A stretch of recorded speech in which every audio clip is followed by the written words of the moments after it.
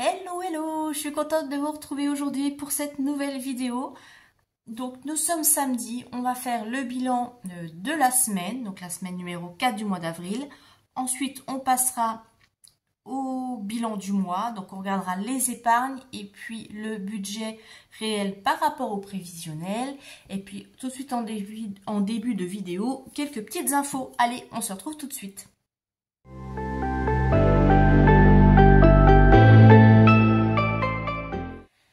Eh bien, j'espère que vous avez passé une très bonne semaine et que vous profitez de votre week-end. Donc, nous sommes samedi.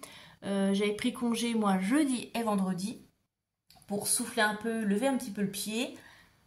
J'en ai profité, du coup, pour bosser pas mal à la maison et sur ma boutique.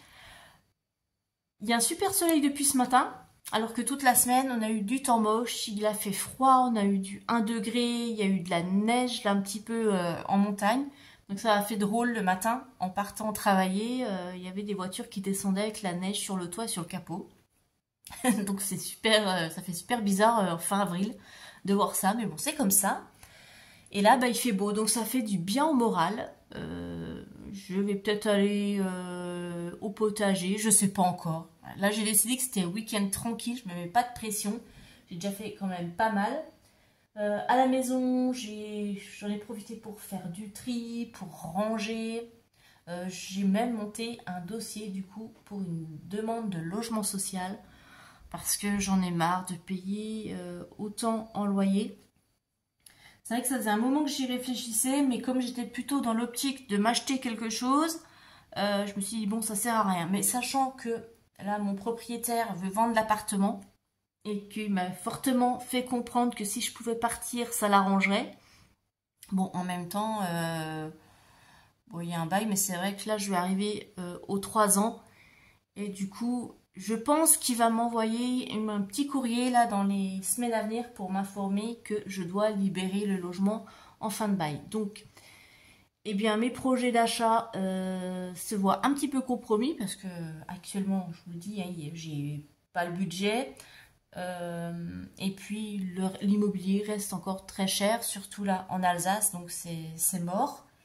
Donc, j'ai pas d'autre choix que de repartir sur une nouvelle location. Ça, je vous avoue que ça me gonfle parce que j'ai vraiment, mais vraiment pas envie de me recoltiner un déménagement pour repartir dans une location. J'en ai vraiment, mais vraiment plus qu'assez.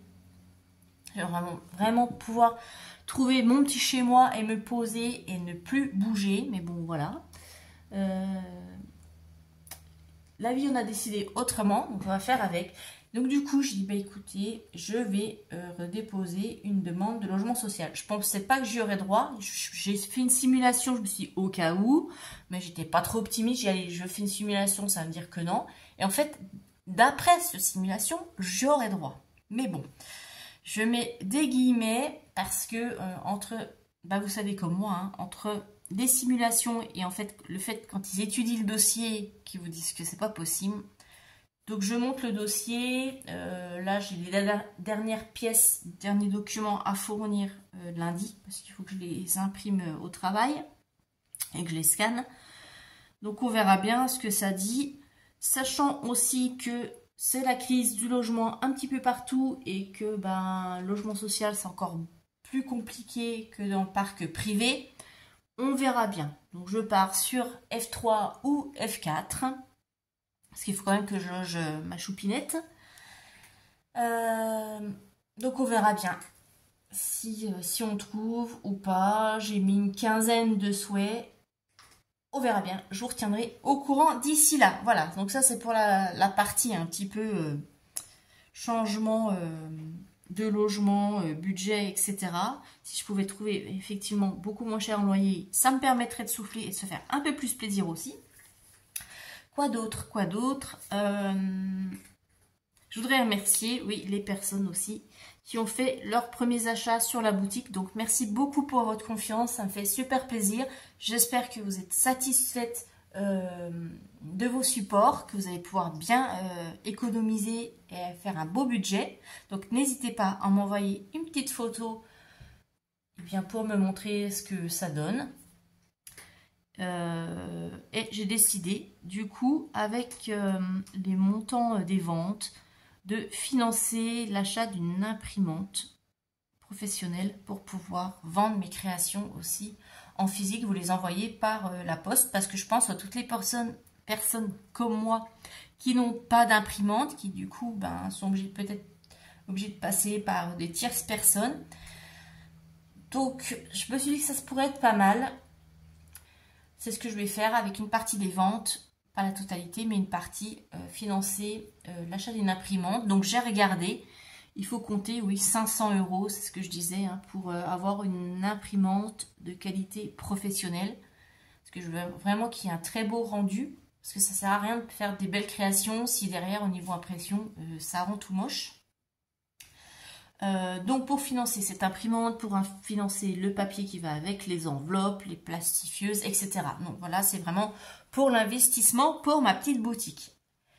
Sachant que Etsy prend des frais quand même, je pense que ça va mettre un petit peu de temps. Enfin, tout dépend aussi le volume de vente, etc. On verra. Mais par exemple, pour vous donner un petit ordre d'idée, sur les fiches là, parce qu'en plus il y a la réduction en ce moment pour l'ouverture de la boutique, mais sur une fiche que vous achetez 2,93 €, moi je touche 1,80 € en fait, parce qu'ils déduisent des frais, il y a des taxes, donc il y a les frais de mise en ligne, les frais de transaction, enfin voilà, tout frais déduit, moi sur le compte il me reste 1,80 €. Donc c'est vrai que ça fait pas beaucoup, et donc il va falloir que je vende quand même un paquet de supports pour pouvoir financer mon imprimante. On verra, peut-être que là, peut-être aussi avec les revenus YouTube, je pourrais me permettre de financer. Mais voilà mes petits projets. Donc vous voyez, j'ai plein de projets, ça avance un peu comme ça veut, c'est pas grave. Et quoi d'autre? Je pense que c'est tout. Ah non, non. Je voudrais aussi vous parler de deux petites chaînes que j'apprécie. Donc si vous voulez aller les voir, vous abonner pour les soutenir. C'est important de se soutenir entre nous. Pour moi, il n'y a pas de concurrence, hein, je vous le rappelle. Chacun trouve son compte dans des différentes chaînes, que ce soit des petites chaînes, des grosses chaînes. Moi, il y a des grosses chaînes que je ne suis pas parce que, je ne sais pas, il y a un truc qui passe pas, ça ne me correspond pas au niveau de la personnalité ou etc. Peu importe. Ou la façon de faire, ou au niveau du budget, peu importe. On est tous différents, donc chacun trouve son compte là où il a envie. Et il n'y a pas de souci avec moi, et pour moi, il n'y a pas de concurrence.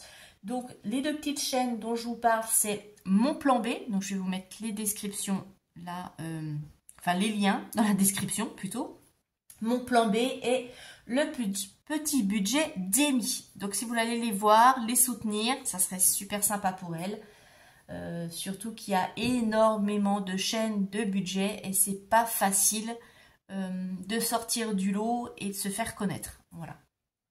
Et il y a deux autres chaînes que j'adore, mais ça de toute façon je crois que tout le monde les connaît, donc je ne les présente plus.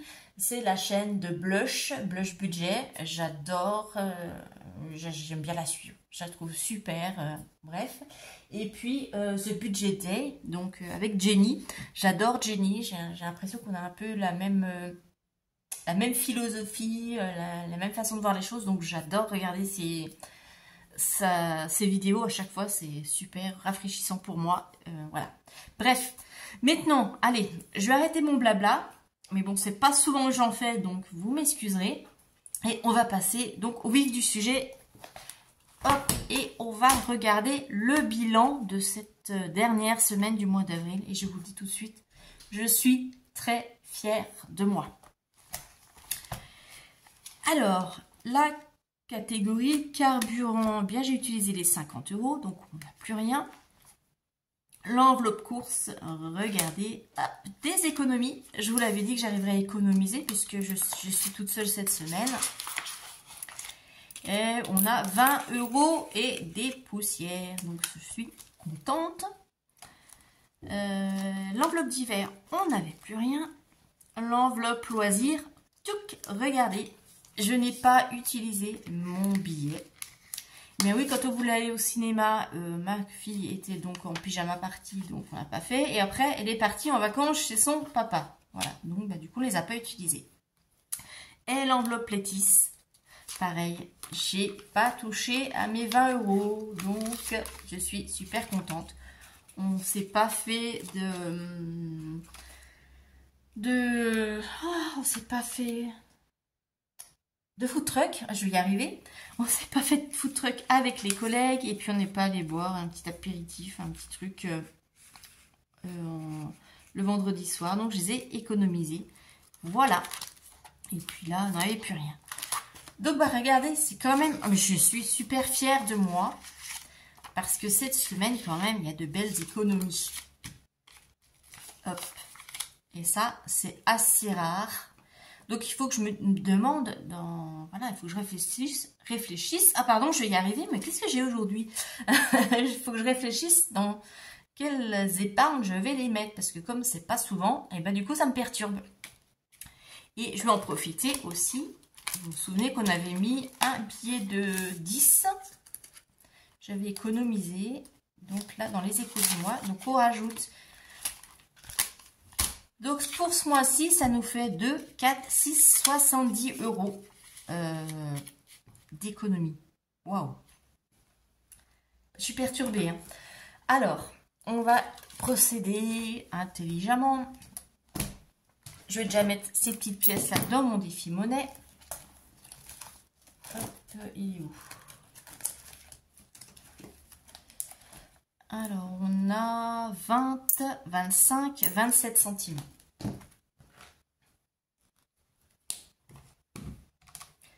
Donc, 7,14 plus 0,27. 7,14 plus... On en est à 7,41. Donc, je vais le noter là. 0,27 dans les défis. Et du coup, je vais peut-être compléter mon challenge des 100 enveloppes. Est-ce que je pourrais mettre... je vais mettre un billet de 10 et un billet de 20. Allez, soyons fous. Là. Et là. Donc, ce qui me fait 30 € de plus pour les défis.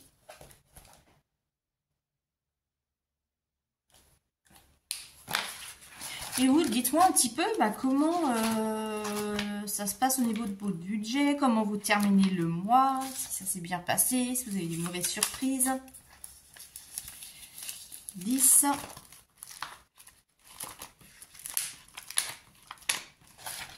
Et 20. Ça, c'est tout bon. Donc, je les ai bien notés ici. Et puis le reste, eh bien, je pense que je vais mettre dans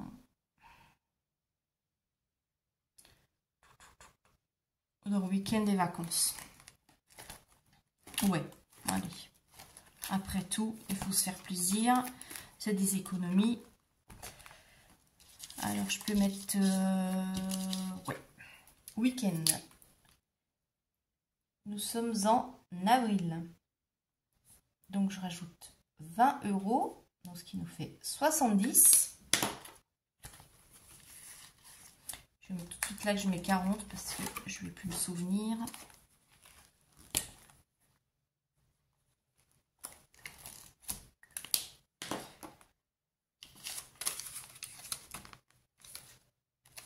J'ai dit, oui, là, week-end,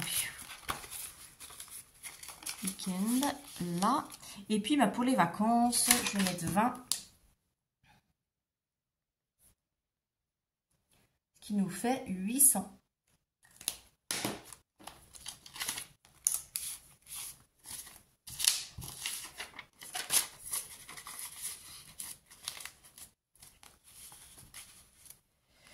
Et comme ça, bah, c'est pas mal. Bon, je vais calculer tout ça et puis on va passer au bilan du mois. Alors, voici le bilan pour ce mois. Donc, je suis super satisfaite. Au niveau des épargnes, on est à 230 €. défi 62,02. Donc c'est vraiment là les économies sur les enveloppes. Ce qui nous fait un total de 292,02. Eh bien, c'est mon meilleur mois depuis le début de l'année. Regardez, 292 par rapport aux autres. Là, je suis super contente. Ça me motive, mais alors, une pression. Je suis super contente. J'espère qu'au mois de mai, ça va continuer comme ça. Voilà. Et maintenant, on va regarder le bilan du budget. Je vais vous montrer tout ça. Et après, je vous montrerai les épargnes. On fera le bilan des épargnes. Donc, on commençait le mois, enfin, moi, hein, vous, je sais pas, mais je commençais le mois d'avril avec un solde de 10 € sur mon compte bancaire. Au niveau des revenus, j'ai eu un peu plus. C'est vrai qu'il y a eu la revalorisation de la pension alimentaire. Donc, de 1972, je suis passée à 1981. Il n'y avait pas de découvert, etc. Donc là, on ne met rien. Au niveau des dépenses fixes, pas de surprise. On était bien sur 1288. Les virements se sont bien effectués. Donc 50 € d'épargne. Carburant 50. La consultation 25. Les croquettes, ah oui, surprise. Elles ont augmenté. Donc de 45, je suis passée à 50 € de croquettes. Et j'ai dû envoyer un courrier recommandé. Ah oui, ça pour...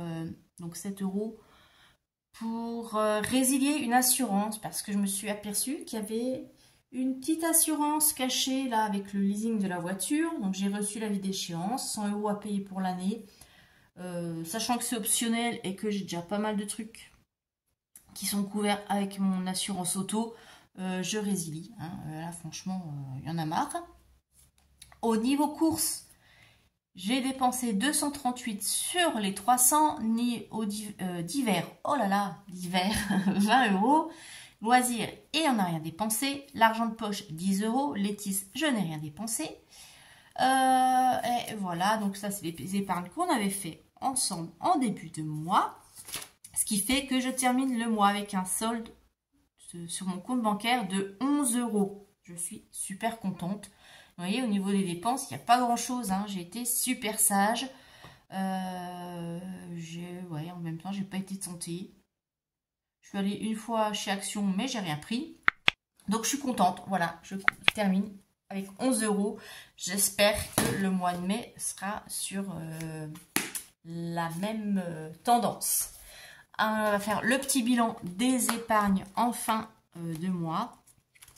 Tchouk, tchouk, tchouk. On est où? Alors, le fonds d'urgence, j'en suis à 1360 sur les 1400. Donc là, au mois de mai, c'est le dernier virement. Il sera complet et je vais pouvoir passer sur un fonds d'urgence pour les loyers d'avance. Voilà. Prévoyance d'essai, on en est à 160. Immobilier, toujours les 3000. La location de rentrée, toujours les 109, le train 215, ça c'est pour l'année en cours. Là, je suis en train d'épargner pour l'année prochaine, mais ça, c'est ce que j'avais épargné en 2023, donc il reste 215 €. Anniversaire, il reste 40 € parce que j'ai eu 2 anniversaires ce mois-ci. J'ai 2 de mes filles qui sont en avril, donc il reste 40 € pour la dernière qui sera, elle, au mois de décembre, donc ça va. Ils sont là, ici. Anniversaire pour l'année prochaine, j'en suis à 40 sur les 120. Le train pour Lily, donc ça c'est pour l'année prochaine, j'en suis à 310. Noël pour cette année, 80. La taxe d'ordure, 40.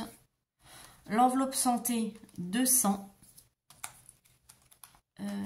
Amazon, on en a 40. Les vacances, eh bien on en est à 800. Les week-ends, 70. Voyage, il y a toujours 700. Donc je vous avais dit que normalement je vais partir là au mois de mai. J'ai annulé parce que les billets d'avion sont vraiment trop chers. Donc hop, le chat qui me fait des bêtises. Donc tant pis, je laisse tomber. Mais je garde l'enveloppe pour une prochaine fois. Je essaierai de reprogrammer à un autre moment. Et à un moment où les billets d'avion sont moins chers. Parce que là, c'est vrai, comme il y a beaucoup de... C'est Enco qui fait des bêtises, désolé. Comme il y a beaucoup de jours fériés là au mois de mai, les billets sont très chers. Voilà. Donc tant pis. Shopping Lily, on en est à 50 €. Et Shopping Létis, il n'y a rien. Il faudrait que je le mette dedans.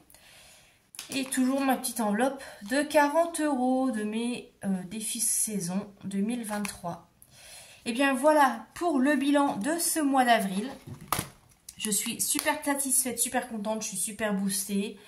Prête pour réattaquer un mois de mai au taquet. Je vous souhaite un très bon week-end et je vous dis à très bientôt. Bye bye.